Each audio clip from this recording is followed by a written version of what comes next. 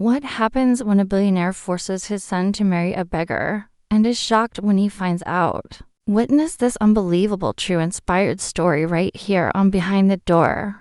Don't forget to like, subscribe, and share where you're watching from. Let's get started. Marcus Wellington stood at the floor-to-ceiling windows of his penthouse office, surveying the city below like a king overlooking his kingdom. At 62, he had built an empire worth billions, but lately, nothing gave him satisfaction anymore. His son, Adrian, had become his greatest disappointment. The boy was 30 years old, brilliant, kind-hearted, but completely uninterested in the ruthless world of business that Marcus had so carefully constructed. Adrian spent his days volunteering at homeless shelters, teaching underprivileged children, and donating his trust fund to charitable causes. Marcus saw this as weakness, a stain on the Wellington legacy. He had tried everything to toughen up his son, from military schools to harsh business training,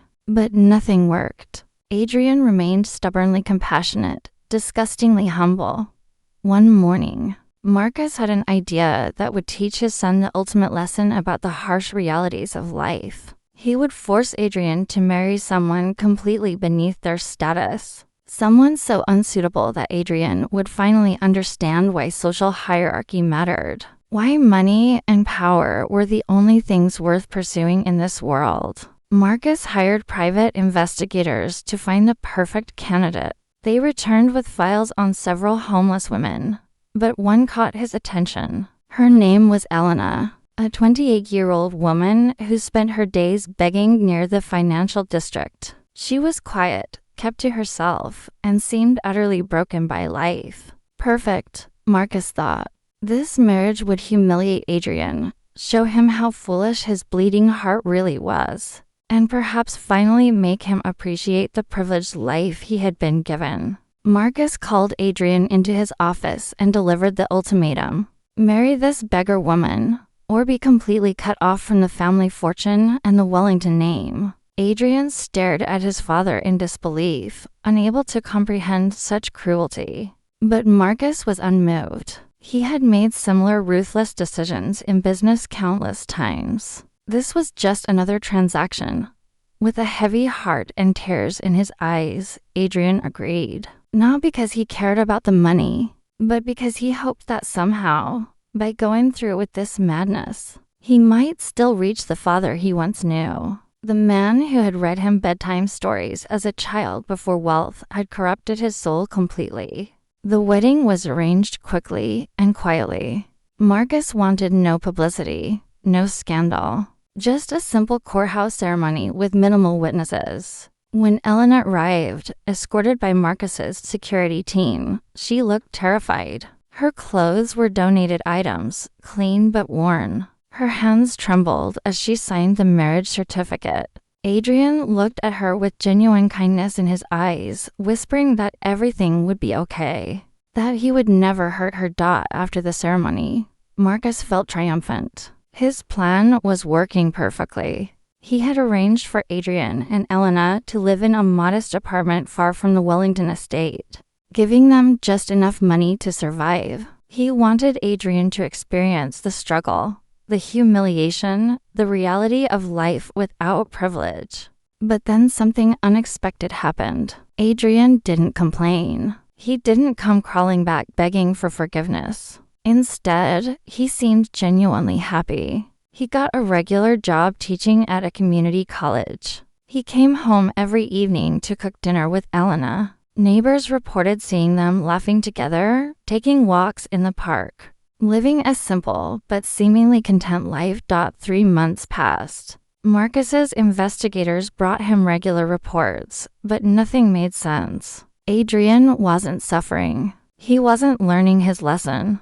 Instead, he appeared more fulfilled than he had ever been in the mansion, frustrated and confused. Marcus decided to confront them himself. He arrived at their small apartment unannounced one Saturday morning, ready to gloat, to remind Adrian of everything he had given up. But when Elena opened the door, Something about her stopped him cold. She stood differently now, with confidence and grace. Her eyes, once hollow and defeated, now sparkled with intelligence and warmth. Marcus pushed past her into the apartment, demanding to speak with Adrian. What he saw inside shocked him further. The walls were covered with paintings, beautiful artwork that spoke of talent and education. Books lined the shelves. Not just any books, but rare editions, classical literature, advanced philosophy texts. Adrian emerged from the bedroom, and for the first time in months, father and son stood face to face.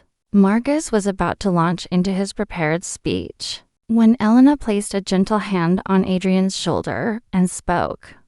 Her voice was educated, refined, nothing like the broken beggar Marcus remembered. She told him her story. She had been a successful art curator and professor at a prestigious university. 5 years ago, her husband and daughter had died in a car accident. The grief had destroyed her. She lost everything: her job, her home, her will to live. She had chosen the streets not because she had no options, but because she wanted to disappear from a world that had taken everything she loved. When Marcus had forced her into this marriage, she had been terrified, but Adrian had shown her genuine kindness for the first time in years. He never judged her, never demanded anything from her. He simply offered friendship and compassion. Slowly, Adrian had helped her heal. He encouraged her to paint again, to read again, to live again. In helping her rediscover herself,